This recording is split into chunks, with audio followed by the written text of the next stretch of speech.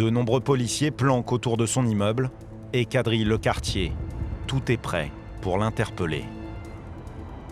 Pourtant, malgré ce dispositif exceptionnel, Mohamed va parvenir à sortir de chez lui. Sillonner Toulouse pendant 6 heures et rentrer à son appartement comme si de rien n'était, sans que les policiers ne s'en aperçoivent. Voici son parcours étonnant, étape par étape. Première halte à 19h30. Il rend d'abord visite à son amie Touria. Elle ne se doute pas une seconde qu'il vient de tuer 7 personnes, dont 3 enfants. Il rentre par là, je lui ouvre la porte, il rentre, les enfants ils descendent, il dit bonjour tonton, il lui fait la bise et tout, tac. Après je fais visiter, je dis bon ben voilà, là ce sera ta chambre. Je lui dis ben ici ce sera ta salle de bain. C'est lui qui vous avait demandé de l'héberger? Oui, il m'a demandé, samedi quand je l'ai vu, il m'a dit est-ce que tu peux m'héberger, me rendre un service, il n'y avait pas de souci. Je ne suis pas du genre à poser des questions. Moi, si on me demande, si on a besoin de moi, j'ouvre la porte et j'ouvre mon cœur avec grand plaisir en fait. Mohamed cherche certainement une planque pour échapper à la traque des policiers. Mais il ne montre aucun signe de nervosité à Touria. Je l'ai vu souriant, ça va Touria, bien, tu vas bien, les enfants, voilà. Mais moi, maintenant, avec le recul, parce que sur le moment... Il était si calme tout ça, si posé? Si calme, posé, mais vraiment adorable. Après, il m'a dit, je vais acheter une pizza, est-ce que tu veux quelque chose? Tu veux quelque chose à manger? J'ai dit, non, merci, c'est gentil, et voilà. Bon, il a posé ses affaires dans la chambre, où il devait dormir. Mohamed laisse 2 sacs dans la chambre. À l'intérieur, les policiers le découvriront plus tard, des vêtements propres, une petite caméra, et sur cette carte mémoire, les images des tueries qu'il a lui-même filmées. Le sac de sport contient aussi un courrier écrit de la main de Mohamed. Visiblement, son testament. Voilà le message d'un serviteur d'Allah et d'un soldat d'Al-Qaïda. Ô vous les Français, nous vous combattons comme vous combattez mes frères en Afghanistan.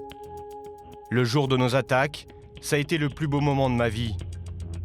2 issues s'offrent à moi, soit la prison avec la tête haute, soit la mort avec un grand sourire.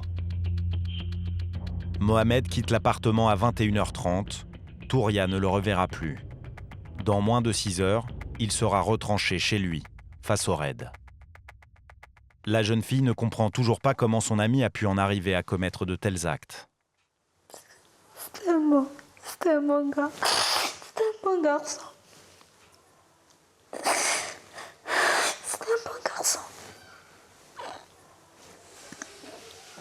C'est dommage. Il a fait n'importe quoi.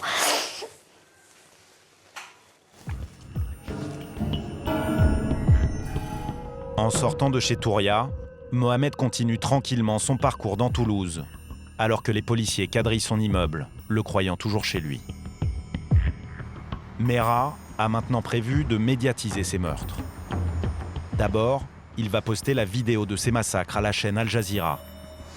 Il espère qu'elle diffusera des extraits de ces tueries. Puis vers minuit, il s'arrête à une cabine et parvient à joindre Eba Calondo, rédactrice en chef chez France 24. Calmement, il revendique l'ensemble des incidents, dit-il, de Toulouse et de Montauban. Il était très cohérent, très prudent, très déterminé de faire passer son message. C'était quelqu'un qui voulait être entendu, très convaincu que ce qu'il a fait était nécessaire pour la dignité des musulmans. Mohamed raccroche après 14 minutes de conversation. Puis il retourne à son appartement vers 1h du matin. Les nombreux policiers en planque devant son immeuble ne l'avaient pas vu sortir. Ils ne le verront pas non plus rentrer chez lui. Apparemment, il y a eu une faille dans le dispositif de surveillance. C'est vachement polémique ça, en ce moment. Apparemment, il serait passé par un endroit derrière qui n'était pas surveillé, quoi. Alors pourquoi cet incroyable raté? Le patron du renseignement toulousain n'a pas souhaité nous fournir d'explications.